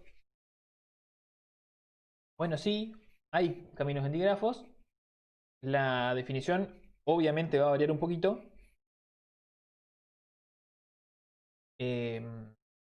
Además de tener en cuenta que cada arista, en este caso de los grafos, ¿sí? Cada arista tiene que incidir sobre los vértices a izquierda y derecha. Hay que tener en cuenta el sentido del arco en el digrafo. O sea, si hay un arco de, a ver, vamos un pequeño hito.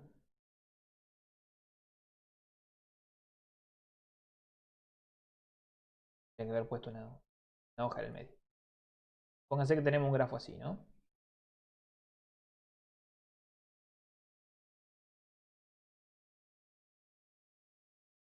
ABC, C, ya, y un arco para allá. Y hasta un bucle si quieren.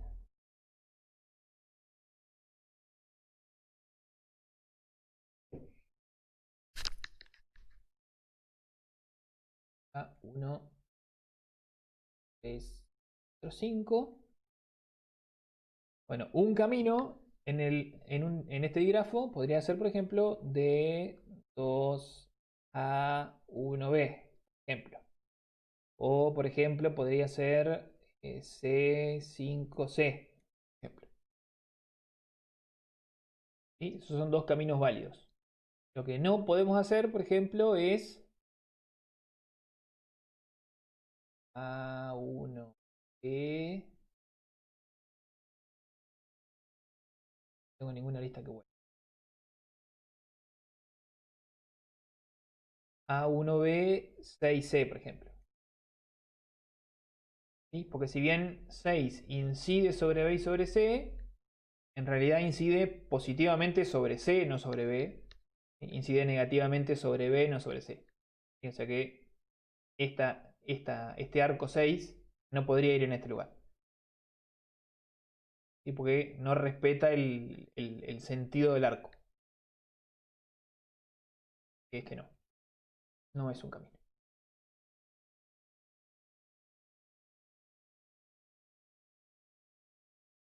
¿Ah, se entendió?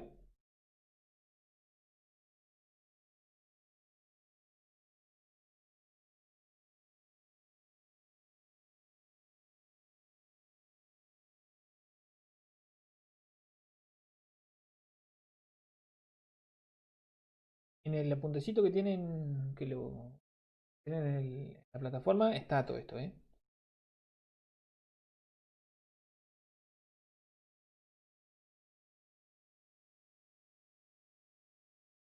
Ah, bueno, una cosa que no les anoté acá en los slides es que cuando uno tiene un grafo simple, se puede ahorrar, eh, las aristas. O sea, puede escribir solo los vértices, porque total, Digamos, no hay necesidad de colocar las aristas. Vieron que de hecho las aristas son anecdóticas completamente en los grafos simples. Así que nos la podemos ahorrar a los caminos. Preguntan si el camino correcto en ese caso sería A1B4C. Y ponele. O sea, este no es válido. A1B es válido. A1B4C es válido. A1B3D es válido. O sea, eso uno evalúa la validez de un camino dado, digamos. No es que hay un camino correcto o un camino incorrecto. O sea, menos no en este contexto.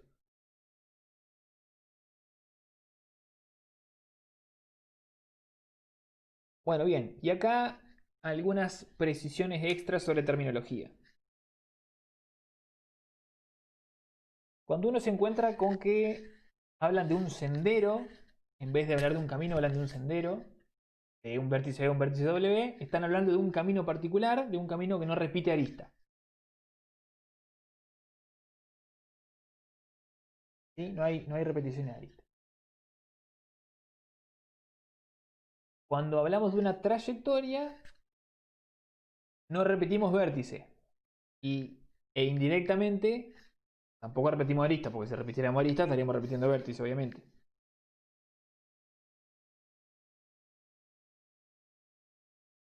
Entonces, cuando hablamos de sendero y trayectoria, estamos hablando de eso. ¿Sí? Sendero no repite arista, vértice, trayectoria no repite vértice. Eh, Fíjense en la terminología esa y tenganla presente porque en las definiciones de después, definiciones que vienen después, la vamos a usar. Bueno, por otro lado tenemos los caminos cerrados. Son caminos cuyos vértices inicial y final son iguales, o sea, son caminos que empiezan y terminan en el mismo vértice. Fíjense, por ejemplo, que el camino trivial es un camino cerrado. Después tenemos los circuitos, que son caminos cerrados que no repiten arista y que tienen longitud mayor o igual que 1. O sea, ahí estamos excluyendo el camino trivial. Son, digamos, el circuito más pequeño que podríamos encontrar sería un bucle.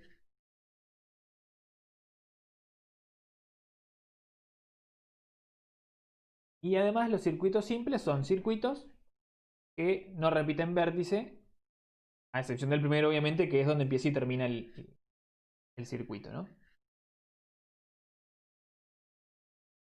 Pero bueno, esto es simplemente terminología para que nos pongamos de acuerdo de qué estamos hablando cuando hablamos de tal cosa.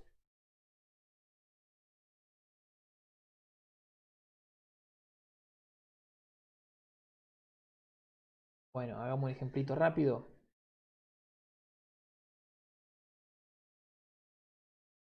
Vamos a poner que los vértices son los...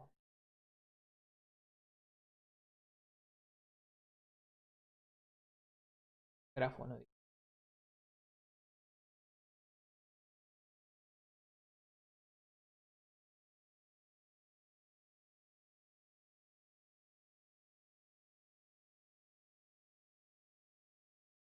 Pónganse ese grafo.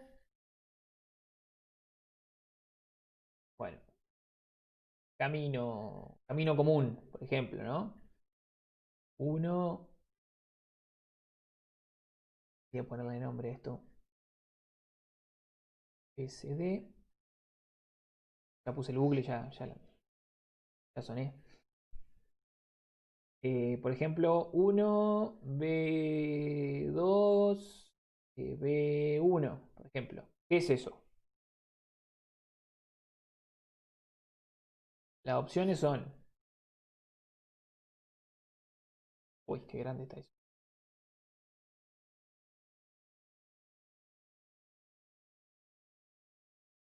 Bien, a manopla. Entonces, camino simplemente. Sendero. Trayectoria. Camino cerrado.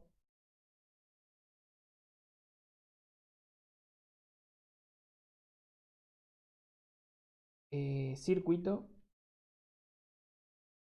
y circuito simple. A las trayectorias por ahí también las pueden ver, según el autor, pueden ver como caminos simples. Así como el circuito simple no repite vértice, el camino simple tampoco. Pero bueno, no importa, nosotros le vamos a decir trayectoria. Bien, fíjense, 1B, 2B1. Primero es un camino, porque todos son caminos. ¿Sí? Es un camino. ¿Es un sendero? No, no es un sendero porque repite arista. Tampoco es trayectoria porque repite vértice. ¿Camino cerrado? Sí, es camino cerrado porque empieza y termina en el mismo vértice. ¿Circuito es? No, no es porque repite arista y tampoco es circuito simple porque repite vértice. ¿Estamos?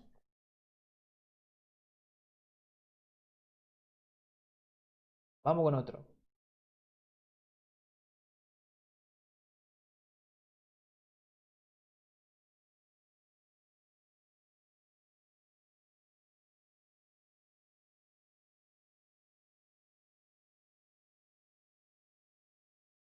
Me quedé tirado porque hay alguien dijo que no y no sé si es que no estamos o si no es circuito simple o qué.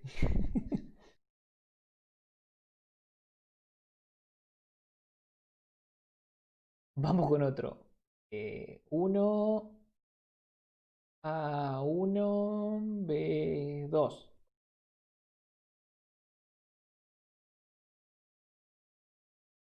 Ok, ok, está, no hay problema.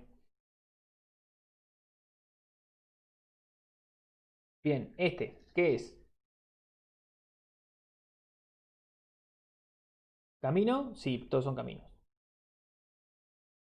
¿Sendero es?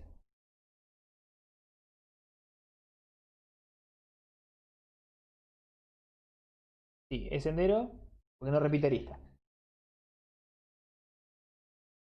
¿Trayectoria es? No, no es trayectoria porque fíjense que se repite el 1.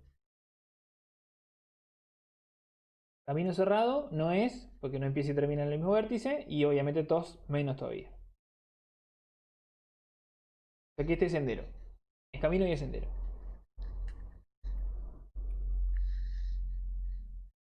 Exacto. Bueno, y uno más podemos hacer.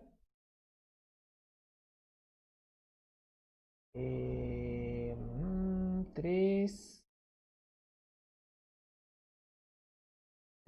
2 4. Me quedaron todos de longitud 2, pero no necesariamente tiene que ser todo de longitud 2, por la duda, bien, aclaro.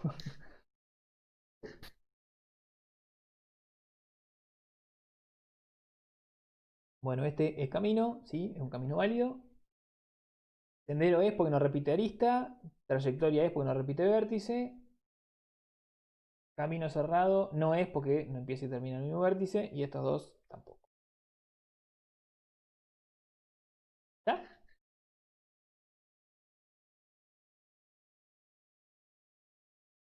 Esta sería una trayectoria.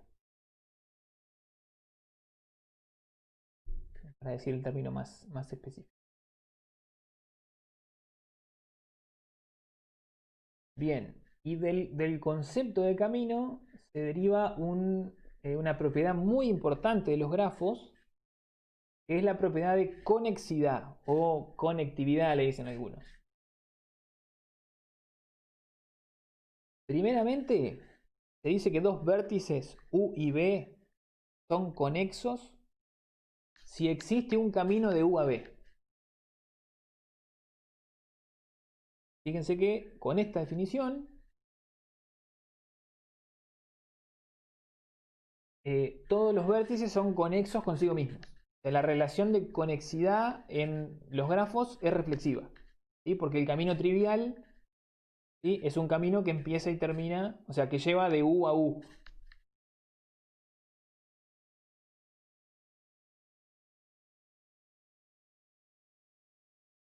Y cuando un grafo tiene todos sus vértices conexos entre sí, o sea, uno toma cualquier par de vértices que quiera y siempre puede encontrar un camino entre ese par de vértices, En ese caso se dice que el grafo es conexo. Es como que la propiedad de conexidad pasa de todos los vértices al grafo completo.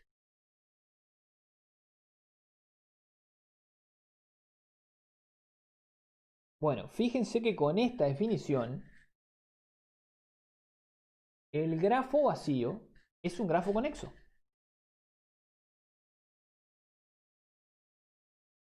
Es un grafo conexo porque todos los vértices son conexos. O sea, no hay vértices. Así que, digamos, como esto es una definición con un cuantificador universal, ¿sí? La definición se cumple por defecto. Bueno, y en digrafos hay una pequeña diferenciación. Exacto, Agustina dice, porque no puede demostrarse lo contrario. O sea, para demostrar que eso es falso, habría que encontrar un par de vértices que no sean conexos. Y bueno, no lo va a poder encontrar, porque no hay vértices.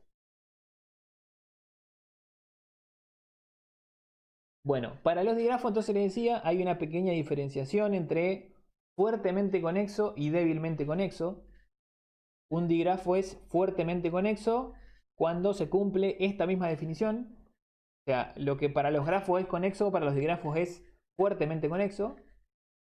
¿Sí? Recuerden que en los digrafos hay que tener en cuenta la dirección de los arcos. Y es débilmente conexo cuando el grafo subyacente al digrafo es conexo. Está en el apunte, no se caliente mucho en profundizar sobre la definición. En realidad nosotros vamos a hacer mucho más énfasis en los grafos, porque de los digrafos ya hablamos bastante. Pero bueno, al mismo tiempo voy tratando de hacer la transferencia de todos los conceptos de grafo a digrafo. Entonces, fuertemente conexo es cuando existe un camino entre cualquier par de vértices. Es la misma definición que para grafo. Y es débilmente conexo cuando el grafo subyacente al digrafo es conexo. ¿Sí? Fíjense que, por ejemplo, en un digrafo así, por ejemplo,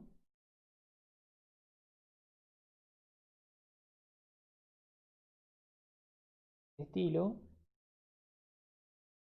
ese digrafo no es fuertemente conexo porque fíjense que no puedo llegar de C a A, por ejemplo, o de C a B,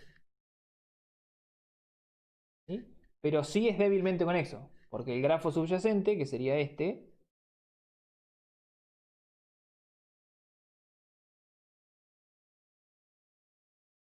ese sí es conexo. Así que este es débilmente conexo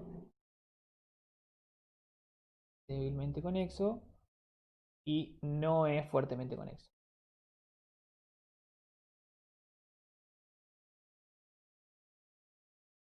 ¿Ya?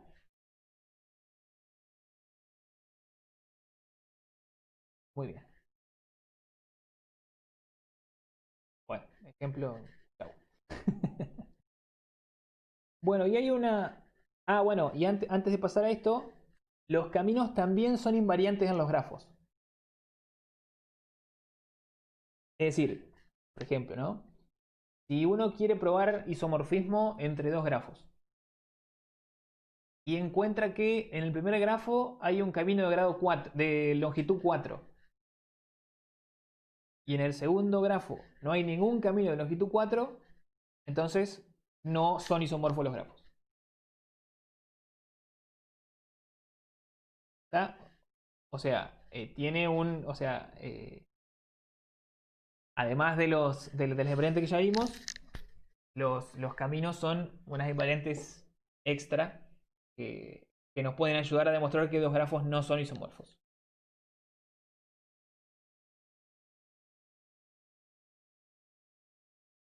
Bien, hablemos ahora de componente conexa. Esto por ahí viene un concepto atrás del otro, pero no son complicados para nada. Recién hablábamos de que el grafo vacío es un grafo conexo. Es un grafo conexo con cero componentes conexas. Ahora vamos a hablar de lo que es una componente conexa. Una componente conexa es Una componente conexa de un grafo es un subgrafo no vacío que es conexo y que no está incluido en cualquier otro subgrafo conexo. Bueno, esa parte es la que suele dar algunos problemas, por eso de que no está incluido en cualquier otro subgrafo conexo. Por ahí con el ejemplo se va a entender bien. Pero básicamente uno tiene dos grafos, G y H. H es una componente conexa de G si solo si se cumplen estas tres condiciones. Primero, que H sea subgrafo de G, que H sea conexo y que cualquier otro subgrafo conexo de G, ¿sí? H no está incluido en él. O sea, y fíjense qué inclusión es. Inclusión estricta. Vamos a suponer este grafo. Que es el primero que vimos por allá al principio de grafo. Este grafo tiene tres componentes conexas. ¿Sí? Las componentes conexas son subgrafos, que son, o sea, claramente, primero, el grafo no es conexo, ¿no? ¿Sí? Si uno quiere, por ejemplo, llegar de B hacia E, por ejemplo, no lo puede hacer. No hay ningún camino que me lleve de B hacia E. Ahora sí, por ejemplo, hay caminos de C a D, de C a E, de E a D, de B a A, de A a B. ¿Sí? De cierta forma, como dicen ahí en el chat, las componentes conexas son particiones.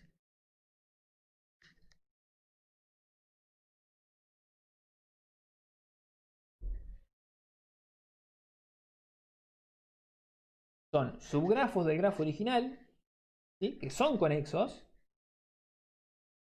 y que no están incluidos en ningún otro subgrafo conexo. ¿Por qué está esa condición? Porque, por ejemplo, uno podría decir, bueno, si yo tomo esto,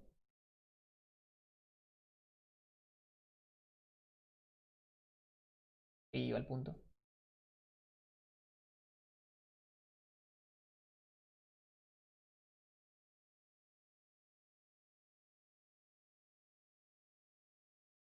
Si uno toma esto, D es un subgrafo del grafo original, sí, es cierto, es un subgrafo. ¿Es conexo? Sí, es conexo. Todos los vértices son conexos entre sí, o sea, se puede encontrar siempre un camino entre cualquier par de vértices. ¿Sí? Pero fíjense que este subgrafo está incluido dentro de otro subgrafo que también es conexo, ¿sí? Que es este.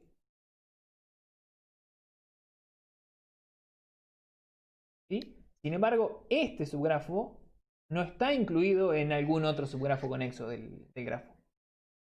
¿Sí? De cierta forma, son como subgrafos maximales respecto de esta relación de conexidad y subgrafo al mismo tiempo. Este subgrafo no está incluido en algún otro subgrafo conexo de G, por lo tanto, es una componente conexa. ¿Sí? T sub 1 podríamos poner. ¿Está? Hay otra componente conexa acá.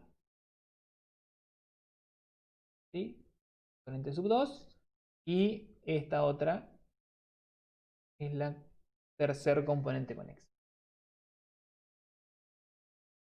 ¿Está?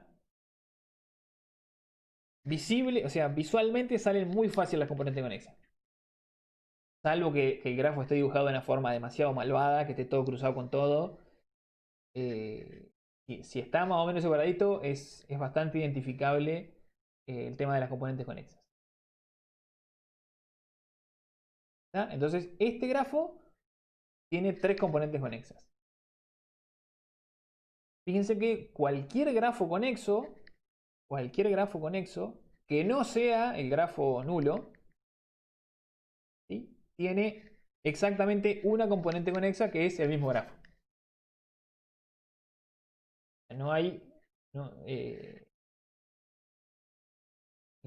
La única componente conexa es el grafo mismo. Salvo, como les decía, el grafo nulo que tiene cero componentes conexas.